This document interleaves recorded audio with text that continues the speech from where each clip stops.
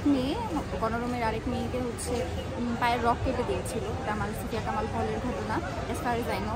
তো অন্যান্য হলগুলোতে শিবির সন্দেহে মারধর, গণরুমে রাখা, তাদের দিয়ে প্রোগ্রাম করানো, guest room, single guest room, এই ধরনের নানান ট্রমা আমাদের গত 16 বছরে হয়েছে। তো সেই ট্রমা থেকে কিন্তু আমরা বের হতে পারিনি।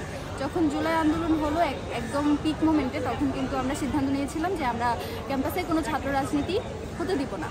তারপরে অবশ্য আমরা এটা বুঝতে পেরেছি যে ছাত্র রাজনীতি যদি নাই থাকে তাহলে কিন্তু এই ধরনের গণ অভ্যুত্থান বলেন বা রাজনৈতিক সচেতনতা সেটা আসলে তৈরি হবে না।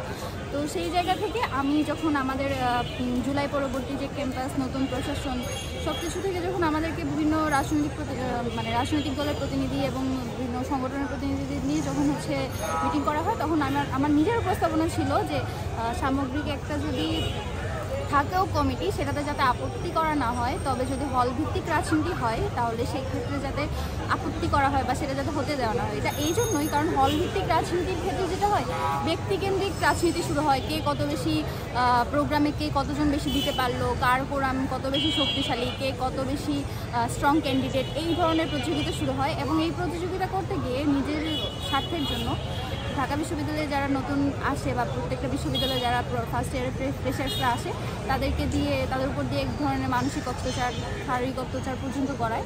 তো এই ব্যাপারে এখন পর্যন্ত যদি আমার মতামত চান, সেটা হচ্ছে আমি এখনও হল ভিত্তিক রাজনীতির পক্ষে নই। তবে যদি সামগ্রিকভাবে ঢাকা বিশ্ববিদ্যালয় ক্যাম্পাসে কোনো রাজনৈতিক দলের কোনো কমিটি থাকে, সেটাতে আসলে আপত্তি জানানোর কিছু নেই। এবং আমাদের যারা সাধারণ শিক্ষার্থী, তাদের সকলের মতামত এটাই যে তারা হল ভিত্তিক রাজনীতি চায় না। ভালো, এটা সাধারণ শিক্ষার্থী হিসেবে আমি খুবই খুশি হয়েছি, কারণ রাজনীতির এগুলো একটু পছন্দ না। পলিটিক্স এগুলো খুবই খারাপ, মানবিক কারণের দেখতে গেলে আর সব দিক থেকে এটা খুবই একটা খারাপ একটা জিনিস। তো এটা বন্ধ হয়েছে দেখে আমি খুশি হয়েছি।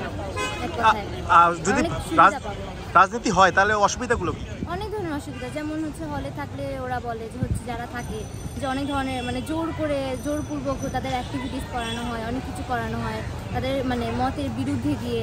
তো এগুলো তো ঠিক না, এর জন্য এটা বন্ধ হয়ে গেছে দেখে অনেক খুশি হয়েছি, সেটা যেই দলই হোক না কেন।